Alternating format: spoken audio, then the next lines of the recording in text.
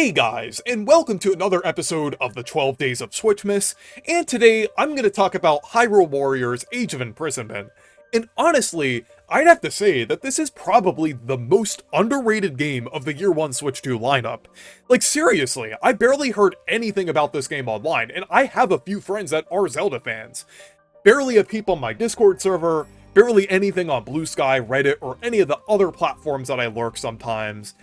It's interesting, but it kind of makes sense at the same time, because this was sandwiched in between two larger titles, with Pokemon Legends Zaza and Kirby Air Riders, so it kind of makes sense that there wasn't that much discussion on this game, and it is fairly similar in the grand scheme of things to Age of Calamity, but I would say it is a lot better than Age of Calamity in my opinion. I feel like this is definitely the definitive sequel to that game, or I guess technically prequel, or I guess neither because Age of Calamity wasn't canon, but I would have to say this improves a lot of my issues from Age of Calamity, and definitely feels worthwhile in a lot of ways.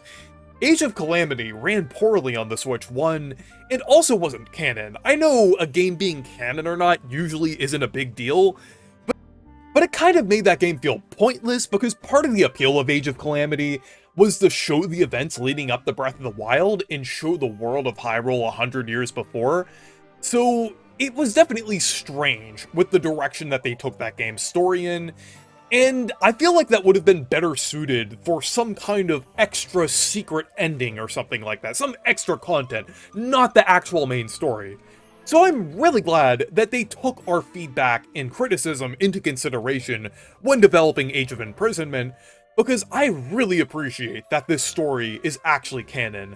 One of my issues with Tears of the Kingdom is that its story didn't feel fully fleshed out. I know Zelda doesn't have to have the craziest story, but there was definitely a solid foundation for Tears of the Kingdom story. They just didn't flesh on it that much, and it kind of felt vague with how they were telling it. So I feel like Age of Imprisonment definitely helps fill in those gaps and make it feel a little more cohesive. I know we don't necessarily need to have another game to do that, but it is nice that they kind of did that with Age of Imprisonment here, and it definitely makes this game much more appealing to people who want to hear more of Tears of the Kingdom's story and kind of want to see this world fleshed out a lot more in these characters in general. And it's also nice that they added some new characters as well. Like, I like the Link stand-in construct character. I think that's really cool.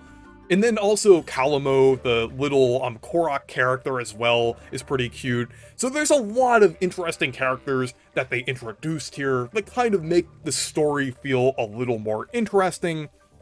But let's talk about the gameplay now, which at the end of the day is more important than the story. But the gameplay is great. It is more of that warrior-style gameplay that we've come to expect over the years, and is very similar to Age of Calamity. But it definitely feels refreshing playing it in 60 FPS. It feels great. And the new movesets are also very fun as well. I especially love Minoru's moveset. I love how she uses all of the Zonai tech and kind of builds these like crazy machines on the fly. Honestly, it kind of feels like her moveset is based on all of those videos that people have posted of these different like crazy contraptions that they've made in Tears of the Kingdom. And then there's Kalamo, who has a lot of elemental-based attacks, which are pretty interesting. And then you could also use the Zonai moves for any of the characters, and you have battery power as well. And then you could also do Sync Strikes, which are basically these special attacks that two characters can do at once. I definitely feel like they made things distinct enough from Age of Calamity that kind of stand out here and be interesting. This is the fourth game in the Breath of the Wild era, and it may seem like this style is exhausted of its ideas, so it's nice to see that there are a lot of creative and interesting ideas in this game. But there are times where I'm like, yeah, they could have done something a little more interesting here. Like, there are times where there's like a Hylian captain character that joins your team, and he just looks like a guy. Like, I mean, they could have done a little better in terms of character design for some of these characters. But sometimes it is funny at the same time to see like a character that's just like really random and out of place. And finally, I wanted to talk about the graphics, which look fine, nothing to write home about. It's pretty much what you would expect, the same Breath of the Wild / Tears of the Kingdom style, which still holds up a decade later. But weirdly enough, the resolution is crazy low for the Switch 2, like between 720p and 900p. We're used to seeing resolutions of 1440p or even upscaled 4K on the Switch 2, so it's kind of crazy seeing a resolution that's even below what we'd expect on the Switch 1. But honestly, I'm actually not too bothered by this because I haven't really noticed it that much.